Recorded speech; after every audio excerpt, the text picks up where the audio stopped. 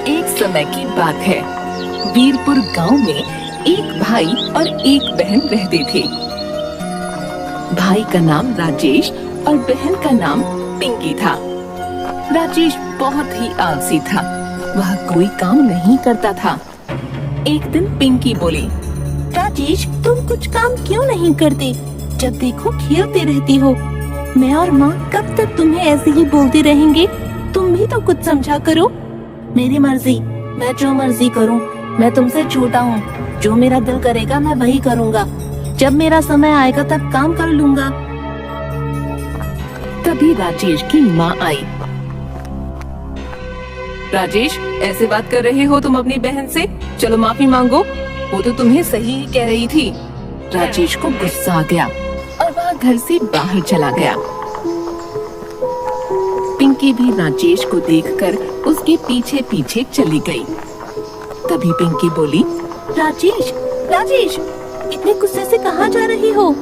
मैं वन में जा रहा हूँ लकड़ी काटने। जब देखो तुम सब मुझे ताने मारते रहते हो। और इसी तरह पिंकी राजेश का पीछा करते करते वन में पहुँच गई।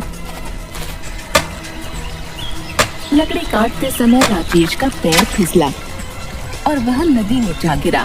पिंकी, पिंकी, मुझे बचाओ, मुझे बचाओ, मैं बह रहा हूँ। राजेश, राजेश, राजेश, राजेश। पिंकी, राजेश उसी नदी में बहता हुआ चला गया दूसरे किनारे पर। अरे, ये मैं कहाँ आ गया? यह किसका महल है? राजेश जैसे ही किनारे से बाहर निकला, उसके सामने एक जलपरी आ गई। ठहर जाओ बेटा, तुम कहाँ जाना चाहते हो? तुम उस महल में जाना चाहते हो? हाँ, लेकिन आप कौन हो? मैं जलपरी हूँ और किनारे पर एक जादुई महल है। उस महल में तुम्हें जो चाहिए वह मिल जाएगा। जलपरी जी, जो भी चाहो, यानी कि खेलना, खाना, पीना, सब कुछ। हाँ, मैं तो बस उस महल की रखवाली करती हूँ। जलपरी जी, मुझे भी उस जादुई महल में जाना है। मैं कुछ समय अपने घर वालों से दूर रहकर यहाँ रहूँगा। मेरे घर वाले तब मुझे समझेंगे। तुम महल में तो रह सकते हो, लेकिन मेरी इजाजत के बिना बाहर नहीं आ सकते। हाँ जलपरी जी, ठीक है। तभी राजेश महल में चला गया और तभी महल का दरवाजा बंद हो गया। कितना सुंदर और बड़ा महल है। अब तो मैं बड़े मजे से रहूँगा, खाऊंगा और पीऊंगा। तभी राजेश महल से बोला, जादुई महल, चलो मुझे सोना है। एक सुंदर सा पलंग दे दीजिए। तभी एक सुंदर सा पलंग हाजिर हो गया। राजेश खुश होकर वहाँ सो गया। वहीं पिंकी अपने भाई को ढूंढने के लिए सबको लेकर आई, लेकिन वहाँ पर कोई नदी नहीं थी।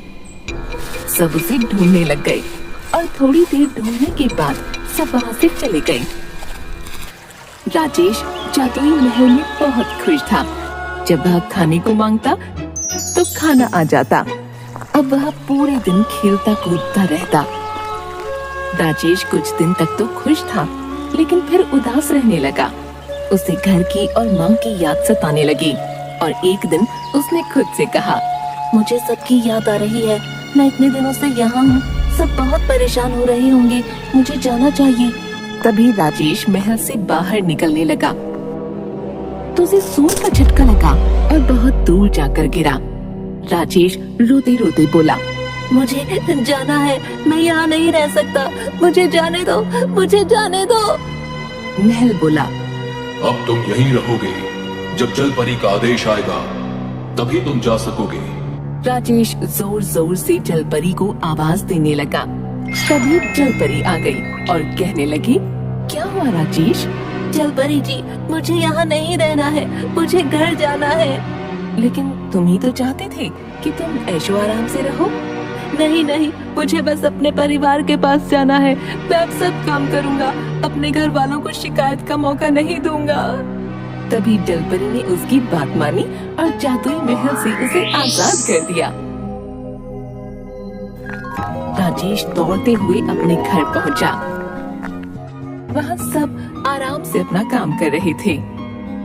अरे राजेश, क्या हुआ? तुम तो अभी अभी बन गए थे ना? लकड़ी काटने मैं भी तुम्हारे साथ ही थी, लेकिन तुम दिखे ही नहीं तो मैं वापस आ गई।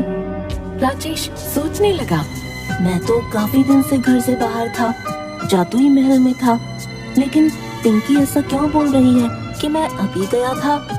राजेश को पता चला कि वह जब तक जादुई महल में था, समय वहीं रुका हुआ था। पिंकी सब कुछ भूल चुकी थी, इसलिए किसी को पता नहीं चला यह सब जादुई महल का जादू है। यह सिर्फ राजेश ही जानता है। अगली सुबह जल्दी उठकर राजेश बाहर वन में लकड़ी काटने चला गया। जब वह लौटा तब माँ और पिंकी उसके पास आए और कहने लगे, राजेश तुम बड़े मेहनती हो गए हो बेटा, हमें माफ कर दो, हम तुम्हें ऐसे ही डांटते थे। नहीं माँ, अब मुझे समझ आ गया है कि काम कितना जरूरी है। अब मैं आराम नहीं करूँगा, काम करूँगा। इस तरह माँ और पिंकी दोनों ने राजेश को गले लगा लिया।